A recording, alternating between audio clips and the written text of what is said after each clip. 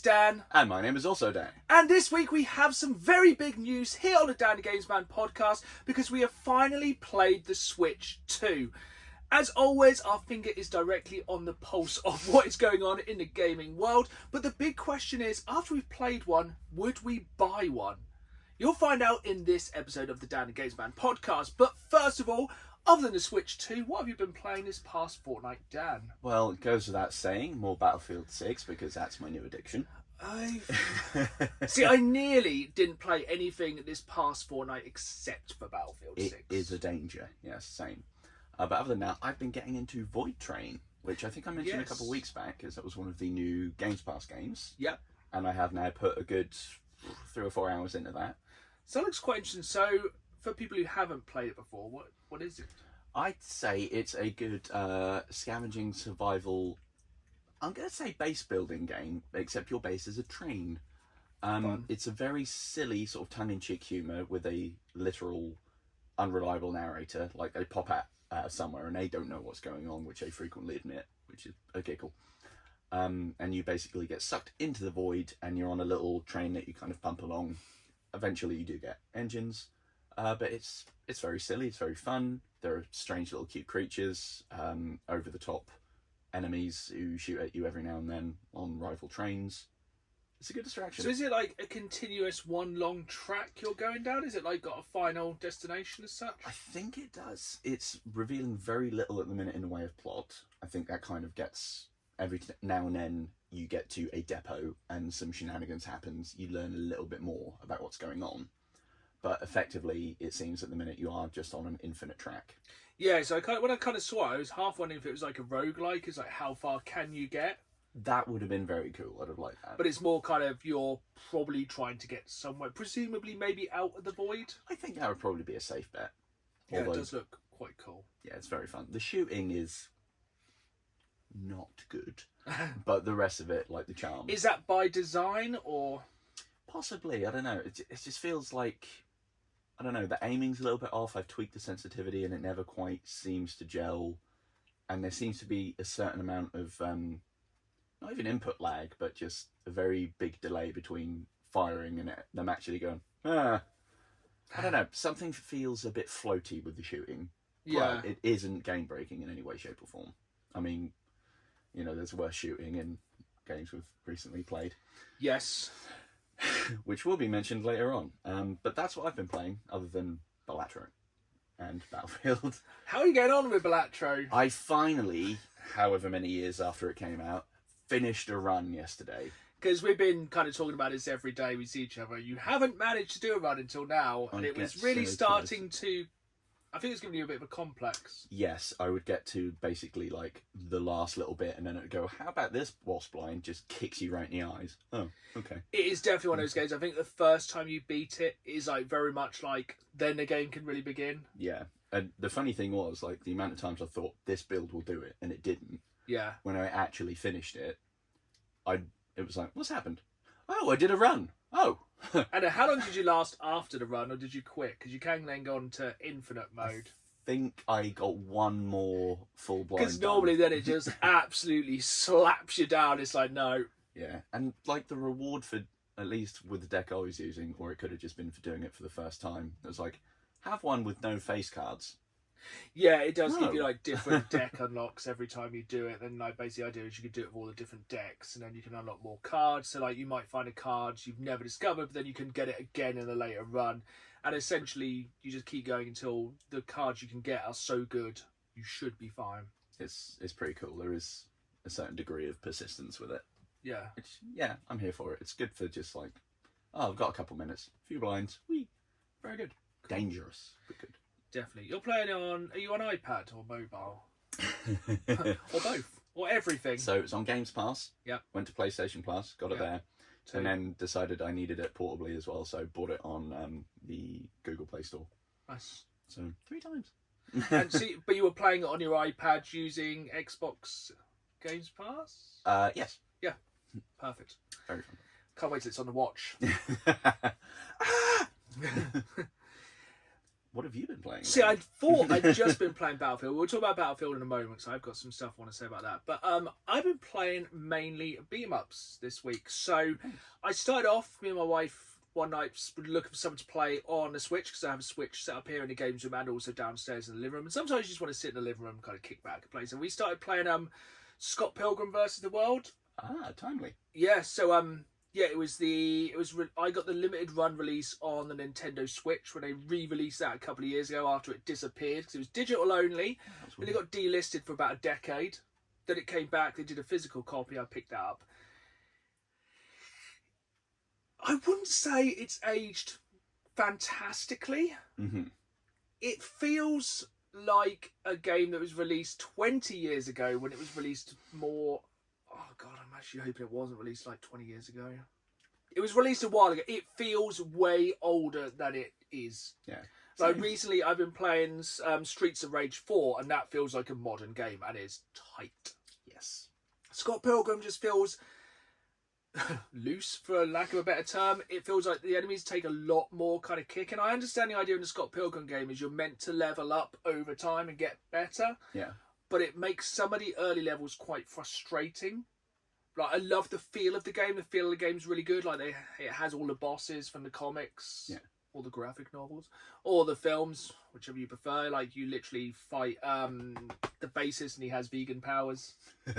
Which is really cool. Like, it literally does a bit where he like smash you through all the walls.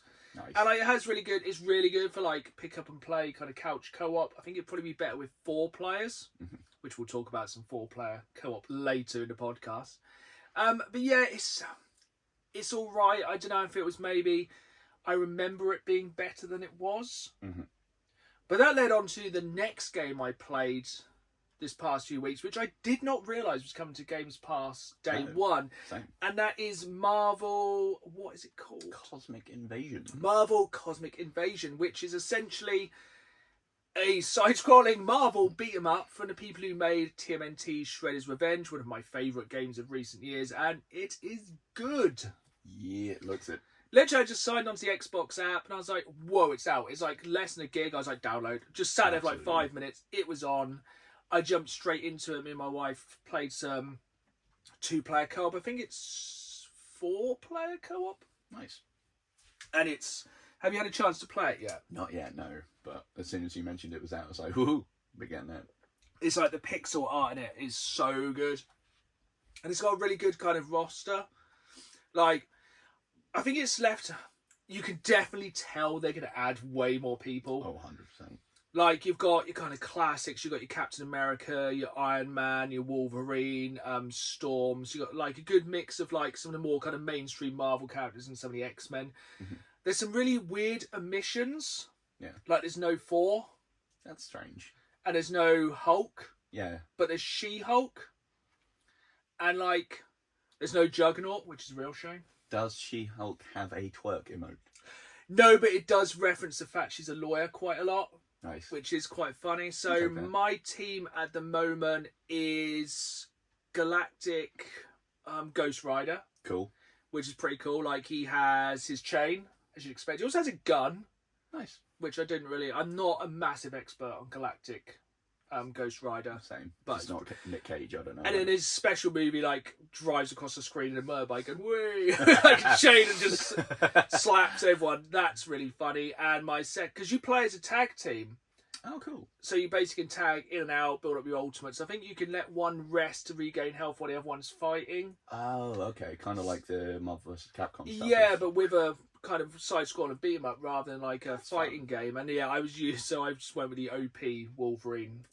Because Wolverine is very fast at attacking, is very cool. And then my wife had Storm, who's very cool. Like, he's a proper X-Men 97 Storm. Nice.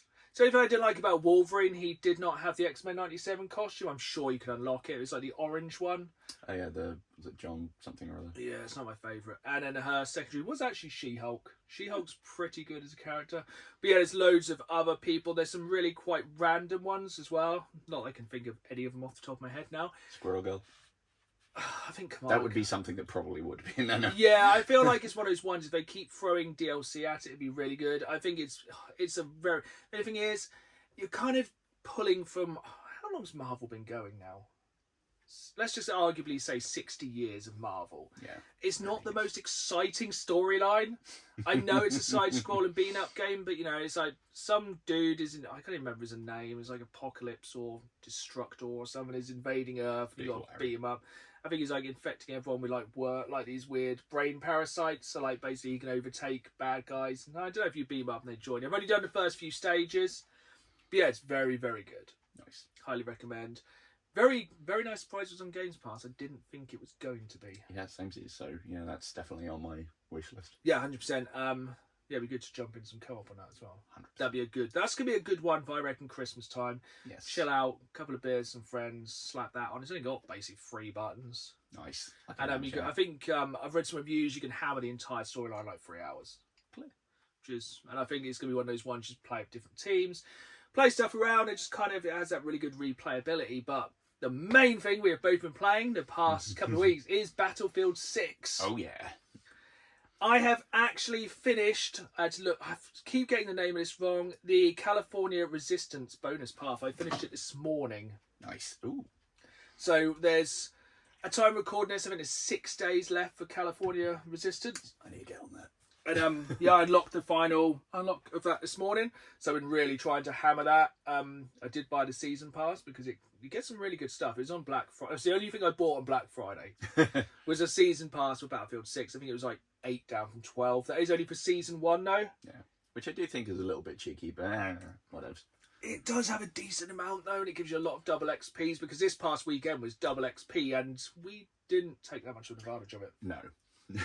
I tried for a bit on Sunday morning and could not get a match for love nor money. No, I had 2 or 3 games and yeah, they were pretty bad. I had one really good one when I was in the attack chopper. That was really good. I think I leveled up the attack helicopter like 15 times in one game because I had like the perfect pilot. He just knew what he was doing so perfectly. They just flew around, big horseshoe, around the map, then went back, hovered over the kind of spawn, which then regens your health, gives you back your ammo, you go back out. But they were literally flying with a normal height. So basically, shout out to everyone if you're playing Battlefield 6. If you're the helicopter pilot, mainly concentrate on just keeping the gunner straight because that 12 round like explosive minigun thing will kill a tank in 1 run. Nice. Or it will just obliterate troops. If you go over a squad, which is what we do in this game, those 12 rounds can kill 12 people. Or absolutely decimate whatever cover they're hiding or just destroy an area. Like for covering fire or what's the word? Suppressive. You will get bonuses just by using it. Because I did notice this weekend there was some noobs on there. Oh yeah. It was a free trial weekend. And wow, some of those people had not played the game before. No, or any games. No, I was very vocal at some of the tanks. People who could not drive their tanks, but oh my god, it was good for like farming some kills. There were some people who were like, which way gun go? And just like, oh. What does this taste like? Ah, that's the barrel. But yeah, I'm absolutely loving it. I am hammering through. I think I'm level 52 now. Sweet. Just unlock the Magnum sidearm. Oh. Just basically, I love how Season 1 is giving you so much to do. Yeah, there's constant updates for challenges, which is really nice. Which, of time recording, last night they dropped a whole new load of challenges, which you may not have seen yet. So, don't know how I feel about this cross-promotion. So, the new promotion on Battlefield is Red Bull. Oh. And, you know, I think it's really sad when people sell their souls to corporate companies. It's bad. We didn't actually plan that. No. But yeah, there's a new pass on there which is all Red Bull based. You can get a Red Bull patch for your uniform, a little trinket for your gun. To be fair, all of the challenges, a lot of them make sense. There's one to get your Red Bull wings, you have to fly for so long. There's one you have to parachute for so long. There's one for sprinting, because obviously energy. Yeah. There's one for like just general damage. They're quite fun ones.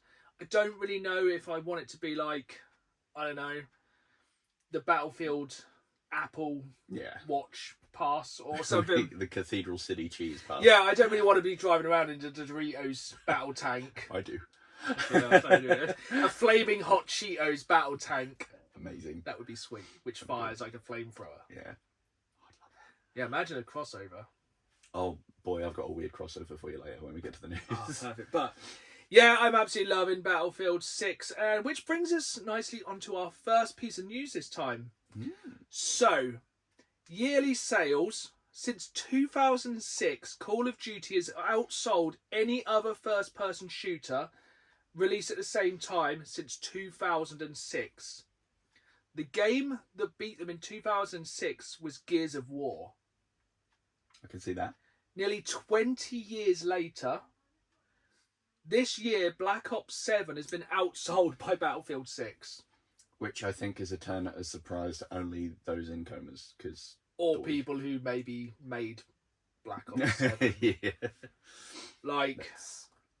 I think they are aware of how much they have messed up. I think they took a very large gamble and it did not pay off in any way, shape or form. No. As we talked about in the last podcast. Yes. Have you heard the other little... I don't know whether it's a backpedal or not that Treyarch have done in the last couple of weeks? No, I haven't. They... So we suffered and played through the entire Blob 7 campaign. I've actually forgotten about it pretty much instantly. I think it's one of the most forgettable campaigns I've ever played. So bad. But the end game, I've played a little bit of. It's okay. It's not too bad.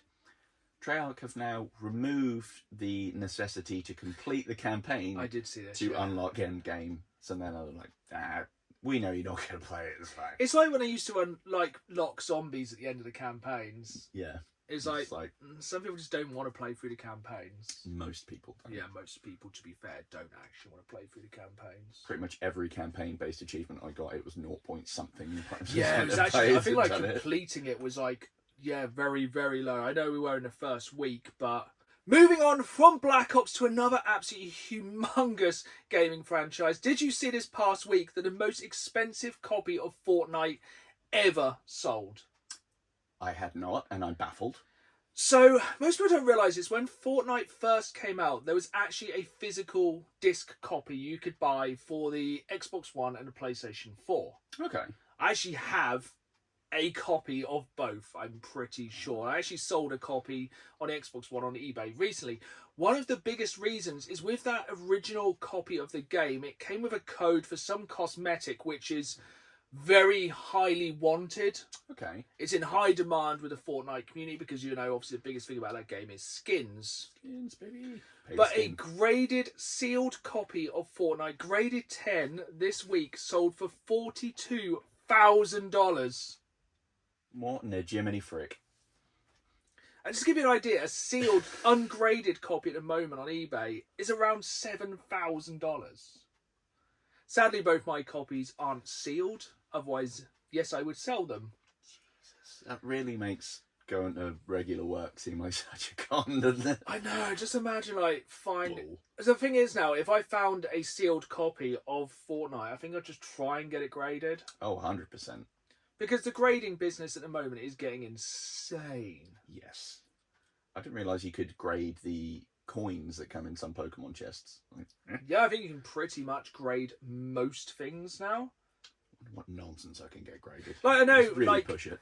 Pokemon cards, understandable. Yeah, perfectly reasonable. We are collecting some graded Pokemon cards this week because then you know what you have. Video games, I'm a little bit meh because, then you can't play them. They're a game. Yeah, they're slabbed up. You can't touch them. Some sealed toys, I understand, because then they are literally perfect. Yeah, it's archived, basically.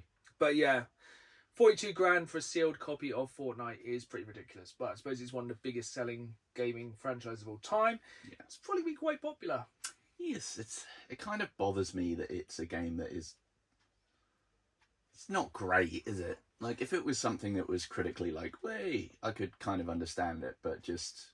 The fact that games being the Fortnite-ification of things used as a term that's kind of derogatory. It's a little bit. I would like to see the alternate timeline when Fortnite didn't succeed. Yeah, PUBG took over. Or just imagine a world where the Battle Royales never took over. Because I think it killed a lot of especially the 12 to 15 hour single player games. Oh, 100%. Because I can't remember. I think weren't they working on the sequel to Arkham Knight? When I think so. Fortnite kicked off, and think of all the companies like when Sony bought out. Wow, I forgot the game's called, and it came out this year. Concord. Oh yeah. So it was like, we're going to put all our money into Concord, or EA, whenever they're like, we're going to put all our money into Anthem, or many companies. We're going to put all our money into X live service game. Silly. Yeah. Speaking of crazy numbers, Cyberpunk 2077 has been out just over 5 years now. Oh, yeah. Which is crazy. Man. It has sold over 35 million copies.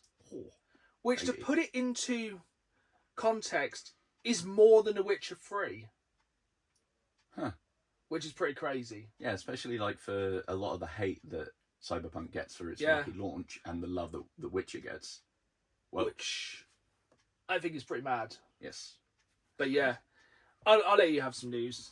Well, I have much news still. adjacent to that, it has been confirmed that at the Game Awards, which at the time of recording is next week, The 11th. it's on the 11th of December, there will be no update for The Witcher 4, which I think was Boo. officially released last Game Awards. Yes, the in-game footage. For those not watching the video version, that is, well, inverted commas. Big ones. But yes, they've said there's going to be no updates, no further footage, and in a very kind of vague yet also at times specific statement, there's no plans to release it until after GTA. 2026. After GTA 6. Yeah. Why beat around the bush? Yeah. It kind of marks a trend. That would be nice to just kind of come off the high of GTA 6 and go into Witcher 4. Ooh, another completely different open world. Completely different experience. That could see me for a good year. Oh, that'd be very good. I'd enjoy that. But yes, it kind of marks a little bit of a trend of expected and anticipated games not going to show up at the Game Awards. Like several have announced they're not showing up. Yeah. Including Wolverine, which is a little bit sad, but you know. I've seen some leaks, which we shouldn't talk about on here because it's not official news, but I've heard there might be the unveiling. This isn't me like knowing, but I've seen rumours on the internet they're going to be unveiling a remaster of Max Payne, which would be sick. That also kind of tracks because at the minute they do seem to be saying they're going to remaster everything Rockstar owns rather than giving us GTA. Yeah. Like Red Dead Redemption, you can now get that on everything, including Netflix. Yep, because that's how everyone went. I did see that. I was, which is kind of mad, but also like I can now play that through the Netflix app on my TV rather than buying another copy of Red Dead. Red Dead Redemption and chill. I like it. It's the best offer I've had all day. So you can literally go from watching the new series of Stranger Things into Red Dead Redemption. It's crazy, isn't it? I have never played any of the Netflix games, but I feel like we need to delve into that. There's got to be like a decent amount on there. I'm sure we took one for the team with Black Ops 7. I'm sure we could plumb the depths of Netflix gaming. I reckon, yeah. Anything's got to be better than that. Yeah. So the other thing we were talking about on the way here today is there's a weird bit of news around the Game Awards, which is... Now, Dan hasn't seen this, and you'll have to look it up. For some reason, a massive monolith has appeared in the middle of the desert, and it's something to do with something that's being revealed at the Game Awards. People are saying it looks a bit like something maybe from Morrowind. Ooh. No, not Morrowind. Is it Morrowind? Yeah, because the old... Which one hasn't been done yet? Hammerfall. No. No, that was like 2. I don't know. 6 is going to be the Redguard. Yeah, so or people are thinking it might be something to do with God of War, or people are thinking it could be... No one's really sure, but they've literally just built a big monolith in the desert. They're like, game coming soon. That's cool. At least it's... I mean, there was that thing a couple of years ago where there were monoliths popping up and we never got an explanation. So at least we know that we've only got to wait a week. And there's probably going to be another really crap Pokemon reveal or something. Yeah, that would be a real weird twist of fate. Yeah, it's going to be one of those Ultra Beasts that's just like a building. Have you seen Stack Attack or whatever the hell it is? Angry Building. I am trying to stay... Pokemon is a sore topic at the moment because me and Dan also can't get any Pokemon cards. No, I've had to start selling kidneys. Like, we cannot physically buy them. Every day I go on Amazon and request to buy them. They're like, no. Try and go in shops. Got any Pokemon cards? No. or like go into shops, try and look behind counters, see if they have any, then go, I went into a store last night, they were like, can I help you? And I was like, I could see behind them there's no card. I was like, yeah, can I get some bread rolls? And they were like, yeah, they're just there. And I was like, literally next to me, it was like, perfect. Thank you. I didn't really need bread rolls, but I wasn't going to go in there and say, yeah, I just wanted some Pokemon cards at 8 o'clock at night. I need my fix. I need my cardboard. So yeah, if anyone has any Pokemon cards, they can do a little under the table deal. Hit us up. Any more news from you? I still have lots of news. Yeah. So I've got a little bit more speculation around the Game Awards about what might be released, and some things kind of heavily hinted, some things are just suspected. One of them being Blooper Team. It's expected that they will announce a remake of Silent Hill 1. Yes, I think that's going to be one of the worst kept secrets going into the Game Awards. Yes. As well as that, a Control sequel might be coming. Control 2. Yeah, which will be very fun. I'm really enjoying the kind of Alan Wake Control universe. It's good. It's kind of been a sleeper hit as a universe, really. And that could tie in very well, because Remedy, Max Payne, we could... Maybe. I don't know. Yeah, why not both? That'd be very good. And we might get an update and some new footage on the Prince of Persia Sands of Time remake, which would be very fun. See, I feel like if they're going to do Prince of Persia, just do that whole trilogy. Yeah, in one, because it can't take up that Yeah, much space. rather than like kind of what they seem to be doing in a minute is like, oh, we're Microsoft, we're going to re-release the original Gears of War. It's like, just do 1, 2, and 3. Yeah, mental. Or, crazy idea, just make a new game. What? Where is Gears of War Emergence Day?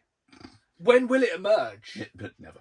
I thought there was like a shoe-in for this year. That's got to be at the Game Awards. You'd have thumbed at this stage. Like, or anything from Xbox. Yeah.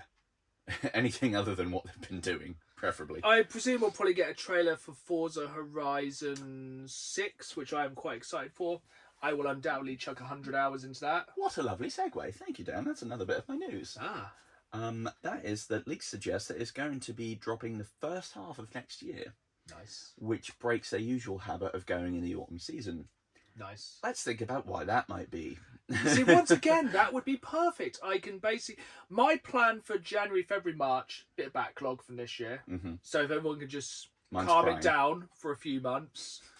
Like, I want to get through some backlog. Like, I still want to play Death Stranding 2 and some other games that we'll undoubtedly miss, which we'll be talking about in the episode after next, which will be our games of the year.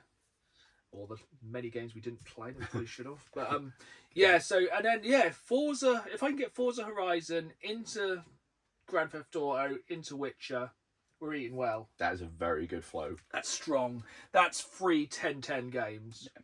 But yeah, it's very much speculated, and I think it's pretty much, yeah, if they're breaking that tradition, it is to avoid now clashing with GTA. Well, it's not going to be a Halo, because they've literally had the Halo, they're doing the Halo reforged, which does look good, but and it's, I think we spoke about it a few episodes back with all the different layoffs and whatnot.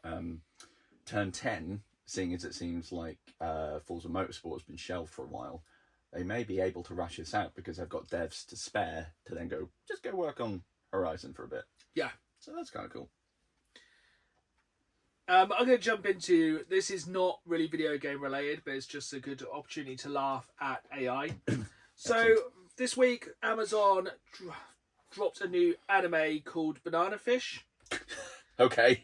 It's an anime. I'm not. And essentially, anime fans and AI haters are hating it because they've taken down the AI generated English dub. Because basically, it's meant to be absolutely awful. Just unhinged. I think it's just totally wrong in every way, shape, and form. And basically, people are saying, like, Amazon has all this money. Why are they using AI to dub something? Very good point. You know, you could literally pay... Amazon had enough money to pay anyone in the world to do the voiceover, and they've used an AI dub. Pay me. And it's supposedly bad. I haven't watched it yet, but it's great when, like, biggest company in the world uses AI. It's awful. We laugh. I mean, 2 guys just sitting in a game room get to laugh at the biggest company in the world, and you know, just join us in a moment of just laughing at Amazon. Ha, dickhead. I think you can get away with that. I reckon so. I mentioned earlier a weird crossover. and this comes on the back of Assassin's Creed Shadows. So they got a medium-sized update. I did see this. Update earlier in the year, and basically because of the rocky launch and not great sales or support, they're scrapping their roadmap for content. They're doing a few more chunkier updates, whatever that might mean. Chunky. The most recent one, including a crossover with Titanfall 2. Have you seen the footage of the crossover from Attack on Titan? That's what I mean. Not Titanfall 2. That would Attack be on cool. Titan. Have that you makes more seen sense, it? to be honest. That would be a cool crossover. Attack on work. Titan versus Titanfall 2. Book it. Done. New game. Patent New pending. anime game. Movie. Universe. Toy line. You heard it Netflix here game. first. Attack on Titanfall 2. Trademark. Rates itself. 3rd December 25. Pay us. Amazon. You got the money. Yeah, the stuff you're not spending on someone doing dubs. But yeah, I've seen the footage of it. It is god awful. It's baffling. It's entire going, blah! It's like I literally got somebody in a booth just to go, blah! And it's so bad. And I just don't get... I had to keep rereading and checking what I was thinking. Like, did I go on to a different article? No, this is still Assassin's It Creed looks Shadows. worse than Sora AI. No.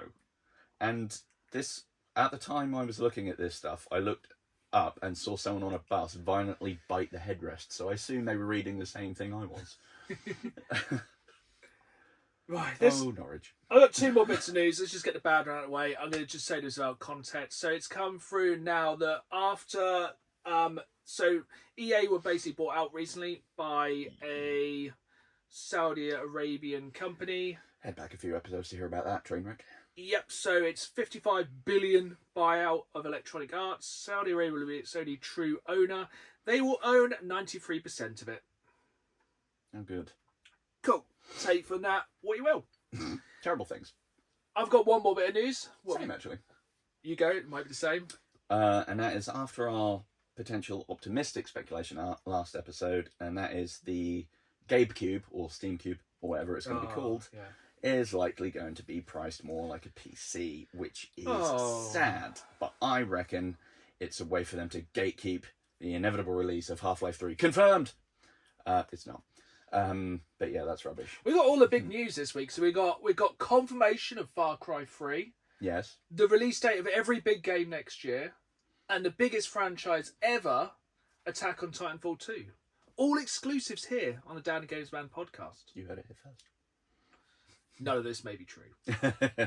Massive asterisk. Yeah. Yeah, sad. When it was going to be like a nice way to get more people having accessible medium to high-end PC gaming, and they're like, actually, it's basically just going to be a gaming PC, but you can't do anything else on it other than gaming. Question is, would you pay £800 to play Half-Life 3? No. I would. I think I definitely would. I'd pay 600. $650? I could push 650. $650 bundled in? Mm. Right, last piece of news, because we need to move on. Because we didn't have a lot of news this time. We're like, oh, it's quite news week. We got a lot of show. So, with the list of every video game being made into a TV show of all time, have you seen this week the latest TV game franchise being made into a TV show? Would that be Far Cry by any chance? It is. Far Cry is going to be an FX original series spearheaded by its always selling Philadelphia's Rob Mack.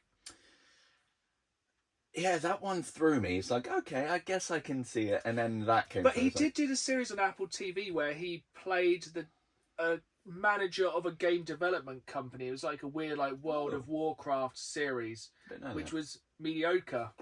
And I think it's also got one of the people from behind Alien Earth involved. Yes, Noah Hawley, Yes. who made Alien Earth, which is in my top 5 shows I've watched this year. Nice. So, I feel like... A woman. Yeah. Far Cry would make...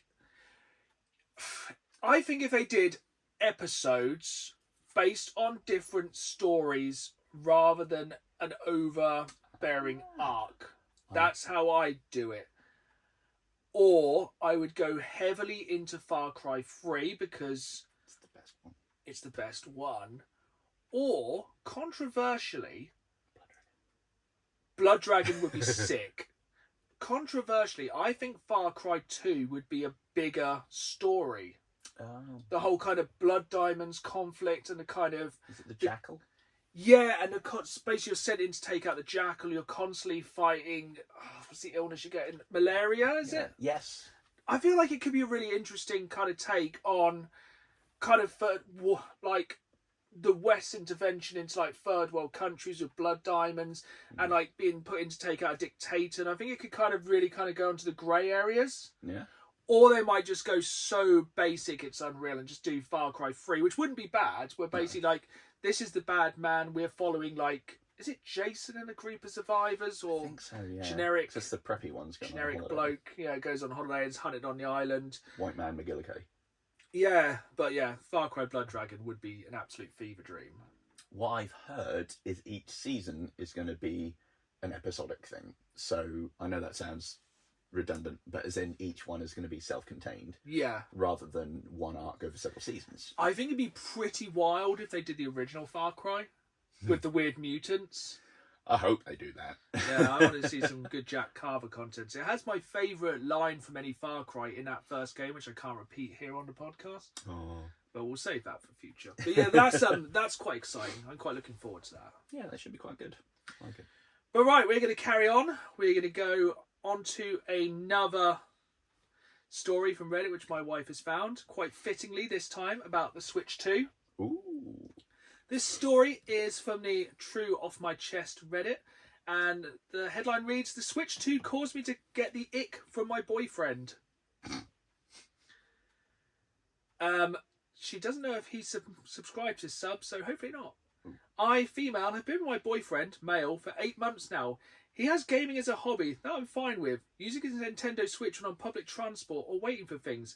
I've had partners in the past who would come home and maybe play football or Call of Duty on a PlayStation for an hour or so on a weekend. And again, this was no issue.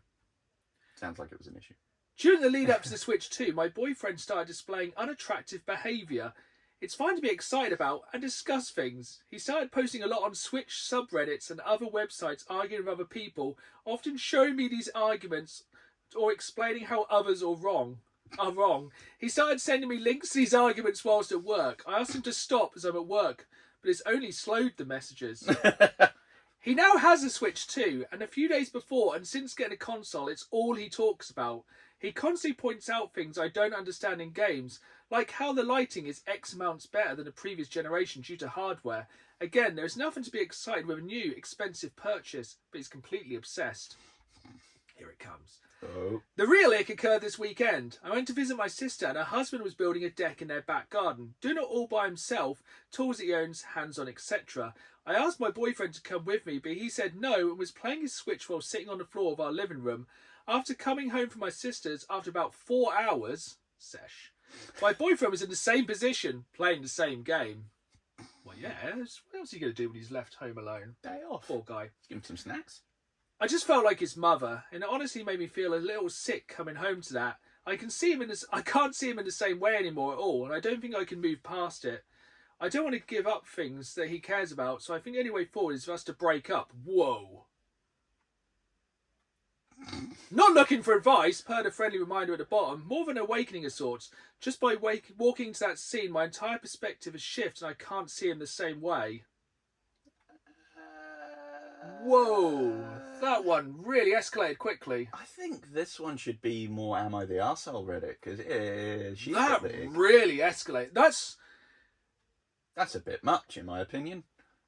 That's not how I expected that to go. No, jeez, I thought it was going to be Whoa, that's one of the more intense Reddit stories I think we've had. This one, we're definitely going straight to the comments. Top comment. Reminds me of the Bill Burr quote, "Nothing pisses my wife off more than me relaxing in my own house." A lot of them is so, if you can't accept him for the person he is and the interest he has, then yes, let him go. Oh, one of the highest ones was deleted. I bet that was good. I bet it's flat. God forbid a man have hobbies. Hobbies is one thing and obsession is another. She wasn't there. It's 4 hours. Like, what does she expect? Does he just sit there, like, waiting? If this person were to watch the podcast, do they think we sit here solidly for a fortnight waiting for the next one to record? Is that what they assume? No object permanence. Oh, there's another one which was deleted, and the comment underneath is full of bitter gamer men who've been dumped by their girlfriends for this very behaviour. So that must have been a good comment has gone. Another comment, rage bait. And my favourite, I'm getting the ick from you saying ick. You sound insufferable for even more than your boyfriend. Reddit gold for this person. Good one. Ooh, yeah, that's I mean, have a discussion maybe, and I don't know. We all get obsessions from things from time to time, and 4 hours, not that much. Probably did other things, and what the hell? It was his day off. Wind it in. If he was like, I'm not going to work today because I'm playing Battlefield. Yeah, like one of the previous Reddit stories we listened to. Yeah, that's just a hobby rather than something all-consuming. But yeah. I think we're both quite lucky. Our partners kind of accept we like to play. Yeah. My wife has told us to make a separate thread about talking about Battlefield rather than the ones of our friends, so she doesn't have to hear about our flanking techniques, which I have said on a podcast before. She does say our military chat playing Battlefield is an ick. Yes. You know, how else are we going to flank on the left and lay down suppressing fire? And how else will people know that we're attacked? Yeah. Yeah. But yeah. Switch 2. Switch 2. Electric That guy Boogaloo. obviously really likes it. Yeah. Do we like it? Do we like it? That is the question of the pod. So, this year, the Switch 2... Was it this year? I think so. Look yeah, at us, once again, July. fingers on the pulse of everything that's gaming. If we were So, doctors, problem. We have slightly ripped on the Switch 2. You more than me. Yes, correct. Me and my wife both own a Switch 1. I don't want to call it that. Swange. No, terrible. OG Switch. That sounds well gangster. Just throws up some gang signs for those listening rather than watching a video version. It's available exclusively on YouTube. Yeah, so a little bit of context. At the weekend, we had some friends round. Dan was here. My friend Dan was here. Two Dans, just to be confused. My wife was here. My friend Kieran was here. And we all played Switch 2. Oh, yeah. We all played Mario Kart World. And was this one of your first times playing a Switch? It doesn't number more than 10 times that I've played any kind of Switch game. Am I right in saying you'd never played Mario Kart 8? I think that is correct. Crazy. Yes, I played 7, not 8, as far as I can recall. So, essentially, harking back to what we said earlier in the podcast, we all sat down in my living room, all on the sofa, and we took turns playing Mario Kart World Tour on the Nintendo Switch. Big 52-inch HD 4K TV. Looked pretty good, didn't it? It looked pretty nice. Very... Gonna sound like that guy now. Very smooth. 4-player split screen. It was smooth. Frame rate was really good. Sound was good. Graphics good. Yep. And over those few hours, we did move. Yeah, I reckon we probably played for about 4 hours, quite ironically. Yeah, easily. Let's kind of start at the start. So, literally, in front of our TV, on the unit, we have a Switch 2.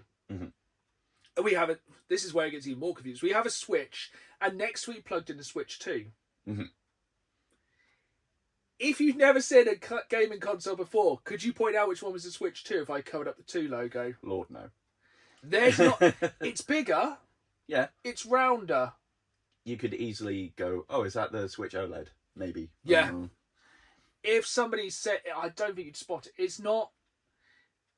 It's functionally nice. Yeah.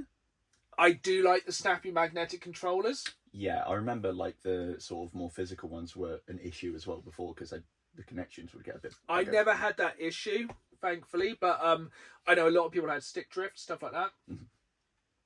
As a man with bigger hands, I appreciate the bigger Joy-Cons. Yeah, that was handy. They were nice. That was very good. The Pro controllers we used were very nice. Console-wise, we literally put it on the TV, and when we were in the menu, we're like, they haven't changed the setup at all than the Switch. For better or worse, it's the same kind of what it was. And it was like, oh, I thought it might have some kind of fancy. Yep. Nope, it's the same. It's like, okay, cool. It's literally, yeah, the software equivalent of just sticking the 2 on the end of it. Yeah. But did we enjoy Mario Kart World Tour? Very much. Oh my enjoyed god, it. we enjoyed it so much. It's so good. It's very fun. Oh, it's probably the best couch co-op game we've played this year. Yeah, I mean, we even dipped back in and did a couple races on 8, and it was like, oh, what is this? Yeah, so that was a crazy thing, because like we played through about 5 of the kind of Grand Prix on Mario Kart World Tour. We're like, this is pretty cool. And I was like, oh, but you get Mario Kart 8, because our friend Kieran has the season pass, and it's got like nearly 100 tracks. We're like, whoa, there'll be some well good tracks. They do not hold a candle to Mario Kart World Tour. Even the way everything handles. It's like night and day going from Mario Kart 8 to Mario Kart World Tour. And I never thought I'd say it. No, it does seem markedly different. I just would not go back. Nope. I really don't want to go back to Mario Kart 8. And yeah, it's really good. I really enjoyed the circuits. I think they're all really well done. I think the characters are incredible. I think half the fun we had was picking which character to play as in Mario Kart World Tour, because we kept playing stupid rules. Hey, look, I'm a sentient coin purse. Whee! Oh, my favourite, I'm a crab. The best thing, the reason to spend £450 on a Switch 2. It has a taunt button in Mario Kart. Oh, yeah. You could be a crab and you can go clack clack as you pass someone. And if you've had 3 or 4 adult beverages, that gets funnier every single time. Especially if you blue shell somebody, drive past them and go clack clack and just... I lost my proverbial quite a few times during that one because I was just giggling my freaking head off. Literally, it was chaos, because we started off on 50cc's and that was just not fair, was it? No, there was 4 of us playing. It was who will be first out of us 4 repeatedly, because it got exceedingly competitive, exceedingly fast. That's what I love about Mario Kart. It's like, I've never played Mario Kart. 1 race in, oh, I've won. And 24 racers now. 24 people in those races, because sometimes it's, well, we're on 50cc, it's like, well, there's 4 of us and then there's somewhere back there. There's another race going on somewhere. Like, 24 racers really changes it up, makes it way more intense, way better. Yeah, much more chance of random shells coming out somewhere. Yeah, and some of the new, like, attacks are very, very good. And I feel like the characters all feel very different. Like, one race we all decided to be the baby characters. Oh, yeah. For Bants, and they were fast but could not corner, or if Bowser came anywhere near them, they just flew away. Oh yeah, big bonk. That was fun. So yeah, we started off on 50cc's. What I like about it now, there's some tracks which are like circuits and some which are point to point, which was very cool. Like, that really changes things up, like going from like one kind of biome as such to another. Like when we were racing for like the snowy peaks to a volcano. That was nice. That was really cool. Kind of gave me real like Outrun vibes. Yeah. And I think it definitely upped its game when we put it up to 100cc's. Yep. That's where it started to get good. Oh, yeah. Because then the other 20 racers were starting to get involved. Yeah, they'd get in the mix and there'd be a little bit more of a wild card of like, oh, what the hell? Yeah, you'd get like one person like, I'm winning. It's like, it's always something so, like Larry. Yeah. One of the Cooper kids, Larry, was like, this is me. I am going to win this race. We were like, everyone on Larry to take him out, and he was just obliterating everyone, wasn't he? Yeah, and then the game kept repeatedly getting like the lightning things, like, oh, hey now, come on. And it's so good how it's got some of the classic tracks. Like, I recognise some of the tracks, like the old Wii games, the old Game Boy Advance games, stuff like that. When it does point to point, it adds in extra bits which wouldn't have been there in the original, but it feels like the original still. Yeah. It was very cool. And I liked when you did a Grand Prix, sometimes you race to the next Grand Prix. Yeah. Like, we didn't really do any of the open world stuff. No. But I don't think it'd really add too much. There's still loads of characters to unlock as well. Yeah, there was a lot of question mark guys. And we had a lot of characters, like a lot of very random. Like, we had the crab. My favourite, the cow. The bee. The bee was very fun. Just a Goomba. Yeah. Just a Goomba on a Harley Davidson, because then it was also, let's find the funniest combination. So it's a crab on a moped. And wasn't there like a weird beaver or something, or a hamster? I don't know. He was weird. Yeah. I think it was a mole. Oh, yes, it was a mole, because it was one of the ones that kind of pop up on Moo Moo Meadows. That's it, yeah. And the grinding's quite funny. Oh, yeah. It really adds very little, but it's funny. Yeah, especially if someone's got a really good line and they're about to overtake you, but then they suddenly get pulled to a rail. It's like, bye-bye. And loads of new power-ups. Like I really like the fire plant. Yeah, that was cool. Or the big piranha plant you hold, it goes hum, hum, hum. Tries to grab the erasers. That was really good. Some of them were like pointless. I didn't really get them. Yeah. Don't really know why the gold shell was any different. No, gold mushroom? Yeah, it's gold. I think you just got as many as you could hit the button. Okay. And you have to get more coins now to... Yeah, it was very good. I would say it was like going back to Mario Kart 8, it destroyed it. Yeah. Like, I got used to the drifting in World very quickly, and it was like, okay, I can do this. We went to 8, it was like, it handles like a sofa rolling down a hill. Yeah. And then we played a little bit of Mario Party Jamboree, didn't we? Yes, that was also a good giggle. That was a good giggle. I think we managed to pick the worst board known to man. Yep. We wanted to carry on the karting themes. We did one that was a race kart track. God, it was boring. Yeah, there wasn't really a great deal going on. It was, once again, incredibly competitive, but it was a big circle. Yes. There wasn't much in the way of shenanigans track-wise. No, I think in the entire game we got 2 stars. I think so. It was a very high-scoring game. Yeah. Pro level. And then we went back to play more Mario Kart World.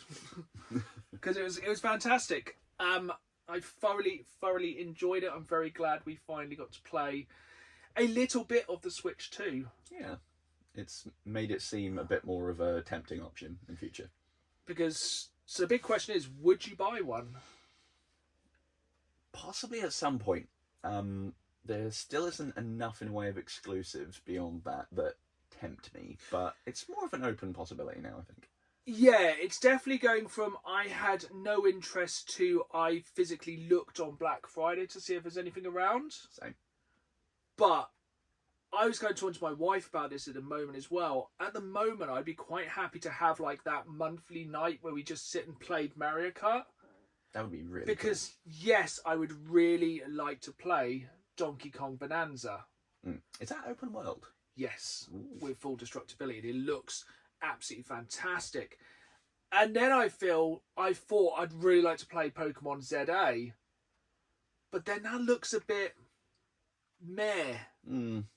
I think it would be fun for the novelty of it, but I don't think it does anything groundbreaking, really, does it? No, and the thing is, then another game I was very, very excited for was Metroid Prime 4, which comes out this week. I think tomorrow at time of record. But the problem is, reviews are coming in and it's pretty meh.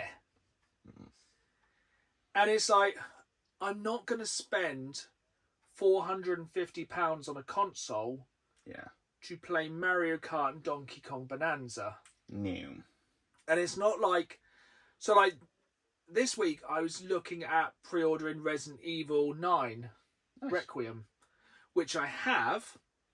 because I saw they were doing the Switch 2 version, which looks really sick. It's a special edition for the Switch 2, which includes Resident Evil, I think it's 7, 8 and 9 in like kind of a leather-bound effect book. Yeah, it looks very It has the tidy. 3 games. It looks really sick. But then I was perusing online and found out 2 pieces of information which changed my mind.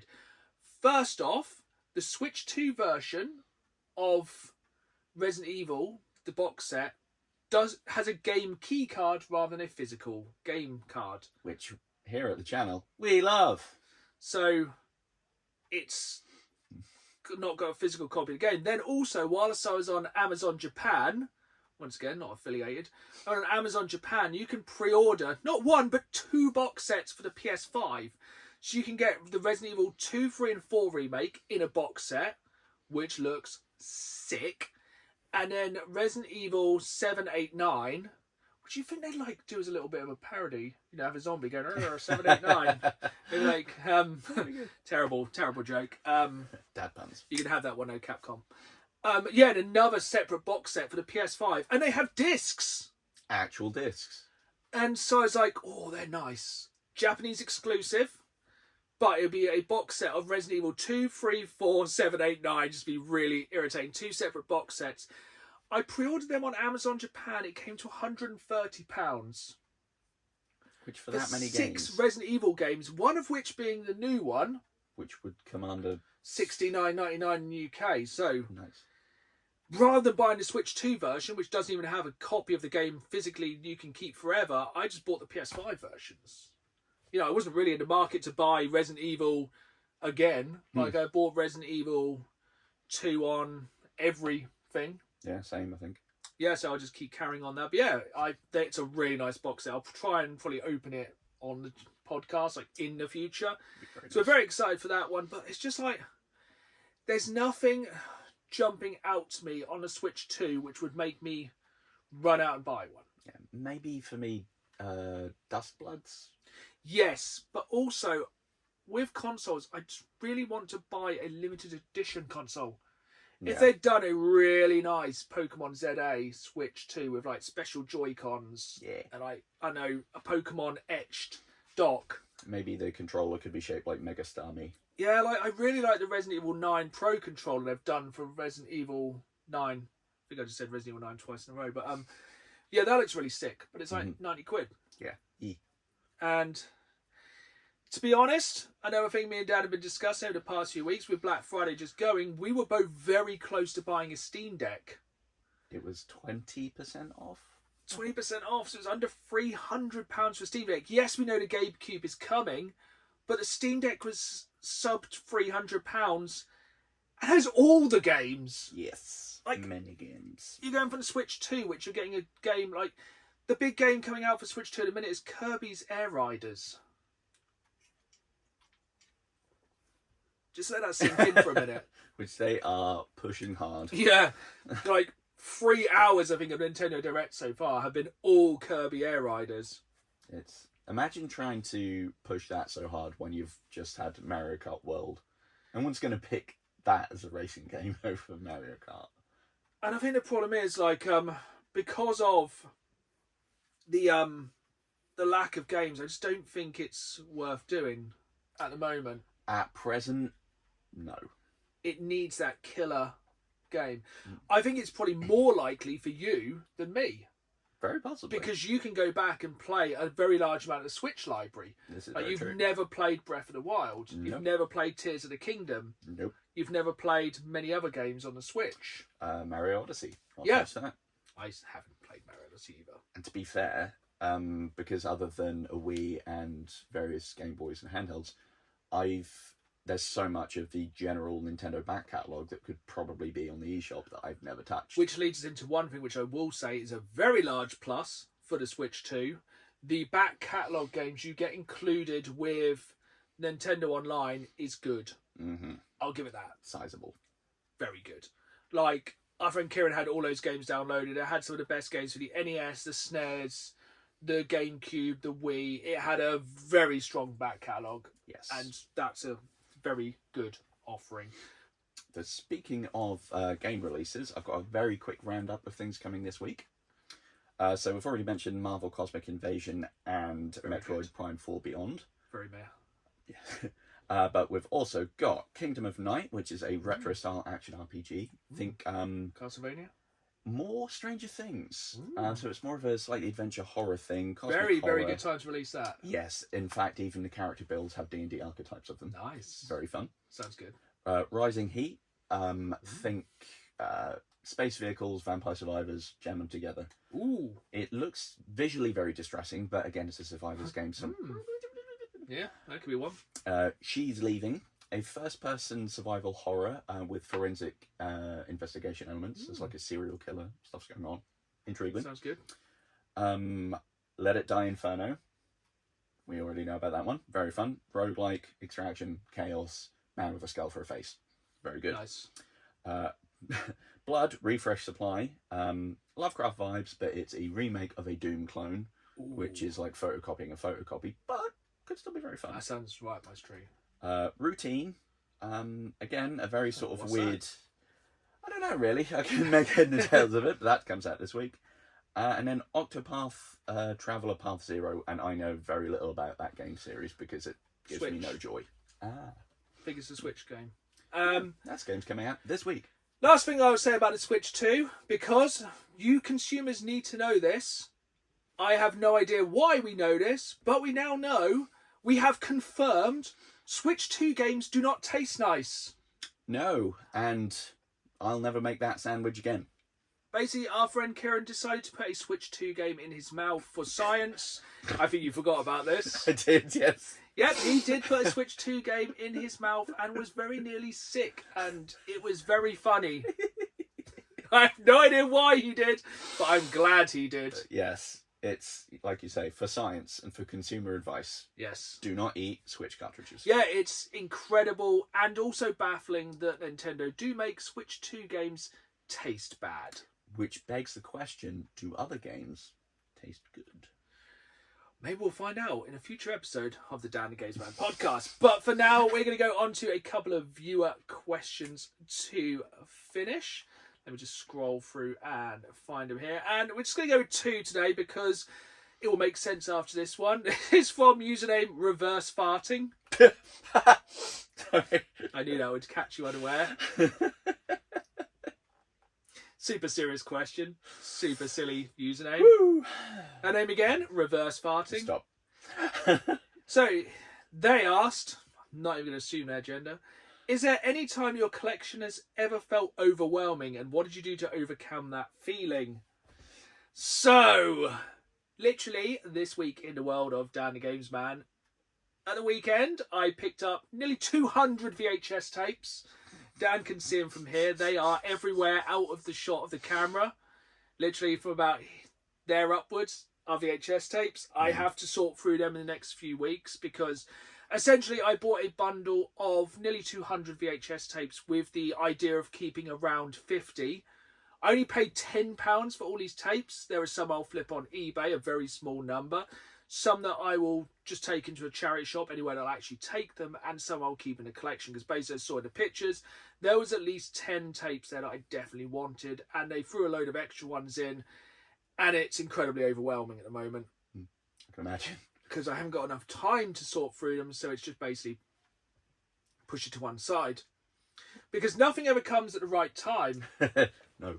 So this was Sunday. I picked up nearly 200 VHS tapes, and don't get me, there's some really good ones in there. We're talking like some of the best films of the 80s and 90s. We got the Jurassic Park, Pokemon films, some old like video nasties. I think there's a RoboCop in there.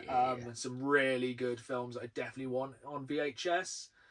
Presently, at the moment, I have not got the space to make a VHS shelf. It's something I want to do in the future, which we'll talk about in the future on the podcast, my plans for 2026.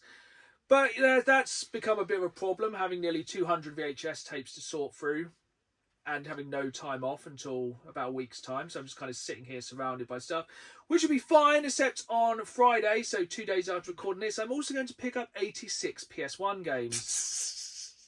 Because when it rains, it pours. My fix to this had been just build shelves out of the VHSs, but I didn't think that went down well. Yeah, yeah, so it's going to be a lot of sorting. Thankfully, I've got some time off just before Christmas, so I'll be going through them. I will be doing 2 videos on both of those, but on the channel, which you'll probably see in the new year, as I just kind of gently cry myself to sleep surrounded by VHS and PS1 games. But, you know, worse problems to have, supposedly. What would that take your total of PS1 games to? Because you've already got, like, hundreds, right? Oh, it's going to go well over 500. But speaking of the Dan Games Man YouTube channel, final question comes from Michael Guest. And they say, "Hi Dan, with not much time left because it's going so fast." Sounds a bit ominous, but how is the PlayStation Platinum trilogy looking? Do you think it'll be done just in time? Thanks. So, if you've only ever listened to the podcast and not seen my YouTube channel, over the past 3 years, for the first year, I tried to pick up every single PS1 Platinum game ever released. In the next year, every single PS2 Platinum game ever released. And this year, every single PlayStation 3 Platinum game ever released. And at time of recording this, we are 28 days away, 28 days later, until the end of a 3-year challenge to try and get every PlayStation Platinum game ever released. And we will have the penultimate episode over on YouTube a week this Saturday. So that will be, let me just find out on my calendar for all you. 13th? It will be the 13th. We will hopefully have the penultimate episode of the Platinum Project, and you will see how close we are. And spoiler alert, it's gonna be tight. But that is something to look forward to in the future, as well as in 2 weeks' time. There'll be not one, but 2 podcasts dropping at the exact same time. How could this be? We are going to be having a Danception where we will be dropping a podcast you can listen to on podcast providers at 5 o'clock on the Friday, but also on the 19th of December, live. Do not say or. We will be live on YouTube for a very special festive Dan the Games Man podcast live. Oh, yeah. Live and in the full colour. Mm-hmm. With perhaps colourful language. There's a strong chance. It's the season. So if you want one that's guaranteed clean, go over to the podcast providers. If not, we'll be doing a live Q&A and talking about our favourite gaming Christmas memories live on YouTube that Friday evening. So hopefully you will join us for both. I hope you've enjoyed this time's podcast. If you did, make sure you leave a review and hit that reminder button so you never miss a podcast every Friday live at 5. I put new videos out on YouTube under Dan the Games Man every Saturday live at 5. So it's bonus content throughout the week, and I really want you there. So please come and join me there, and exclusively the video version of this podcast there as well. But for now, it's goodbye from me. And it's goodbye from me. And as always, keep playing the game. See you soon.